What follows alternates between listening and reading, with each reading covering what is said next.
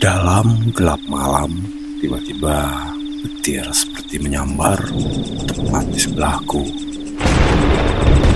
Aku kaget setengah mati. Tiba-tiba kurasakan hawa merinding di tubuhku. Hentikan sepeda motorku, mengingat rute yang biasa kulalui dan sekarang ini berbeda. Aku memutuskan untuk berhenti. Lalu tiba-tiba seseorang menghampiriku. Seorang pria tua bertubuh kekar tanpa mengenakan baju, hanya bercelana panjang tanpa alas kaki, mengenakan belangkon dan wajah yang selalu meringis seperti menahan sakit. Dalam bahasa yang bisa kupahami, dia berkata, suaranya agak berbisik, dan namun jelas perkataan yang dia katakan kepadaku. Ini sudah malam, kamu mau kemana? Di sini bukan tempat untuk orang sepertimu, kata beliau dalam bahasa Jawa halus. Aku berusaha menjawab dengan bahasa Jawa halus juga. Mohon maaf, Pak. Saya mau pulang, namun saya tersesat. Dia memandangku tajam. Aku pun bergidik. Dalam kengerianku, aku menyadari ada bau khas kemenyan dan sedikit sentuhan melati, bunga kantil, atau sejenisnya. Aku merasakan makin merinding. Lenganku dipegang oleh orang itu. Pulanglah, tempat ini bukan untukmu, bukan tempatmu. Aku tak menjawab. Aku berusaha tenang, walau sangat ketakutan. Tubuhku bergetar. Kalau kamu tersesat, ingatlah bahwa kamu hanya punya keyakinan. Pilihlah dengan bijak, kata pria itu melanjutkan. Pria tua itu melepaskan tangannya, lalu pergi meninggalkanku begitu saja. Setengah sadar dan tidak sadar, ketika pria itu melangkahkan kaki, yang kudengar adalah langkah kaki tapak kuda. Ya, langkah tapak kaki kuda. Ketika ia melangkah, aku mendengar seperti suara kaki 4 berjalan, dan ketukan yang sama seperti ketika kuda sedang berjalan. Aku mendongak ke atas. Agak aneh memang, walaupun gelap, ini terasa seperti terang. Ya, seperti terang bulan, namun tidak ada bulan yang bersinar. Bintang juga tak kutemukan satupun. Dalam gelap, gerimis mengguyurku dalam gelap, terang bulan yang samar.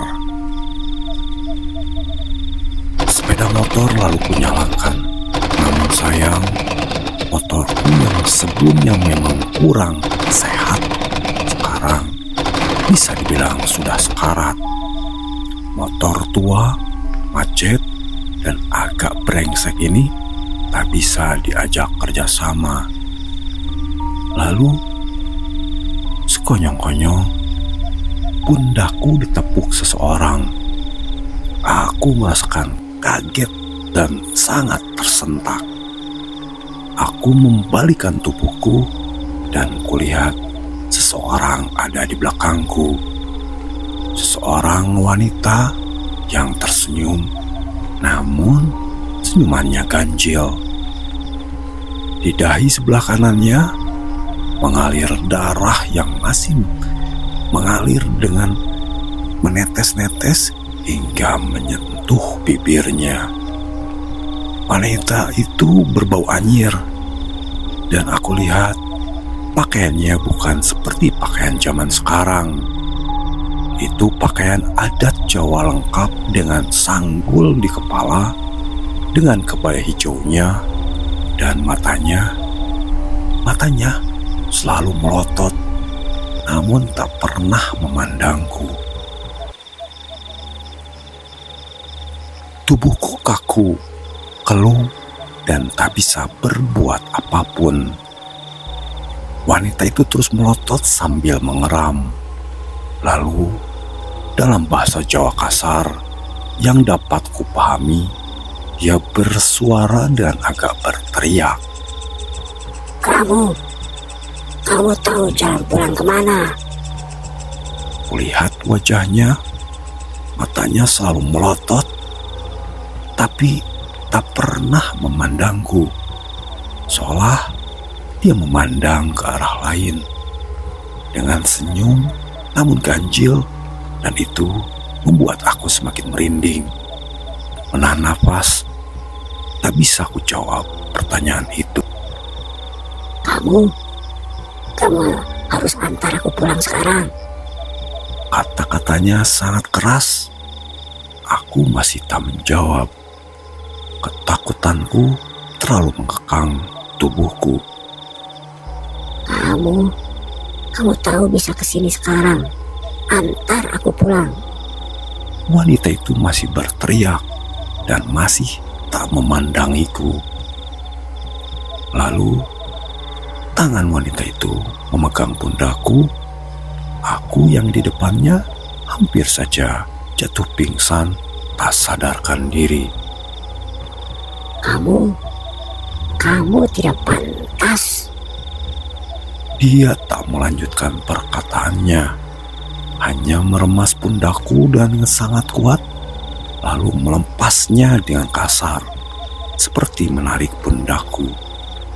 Hampir jatuh aku dibuatnya.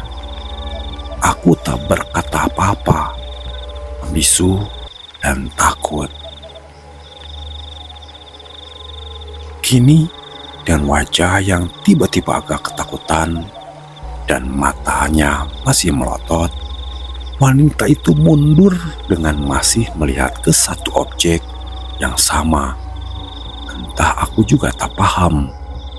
Dia lalu berjalan mundur dalam gelap, dan dalam keadaan gerimis, wanita itu terus berjalan mundur, lurus hingga jauh, dan tak terlihat lagi wanita itu keberadaannya. Lalu, aku menyekak keringat, tubuhku masih gemetar, mataku memerah. Mungkin aku menangis, namun air hujan membuat tangisanku tak terlihat. Sadar akan hal buruk yang sedang terjadi, aku mengucap nama Tuhan dan berdoa semampuku. Banyak doa yang kuucap. Aku menengadah, kurasakan atmosfer bumi terasa bergerak sangat cepat. Lalu kudengar ayam berkokok, menandakan pagi telah tiba. Lalu sayu kudengar seorang melantunkan azan.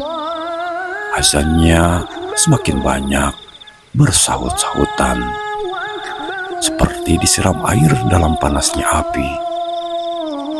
Dalam sejenak, aku merasakan kebebasan, ada rasa syukur dan kebahagiaan. Motor tua yang kusumpah dan kumusuhi, tanpa kupegang pun tiba-tiba hidup begitu saja.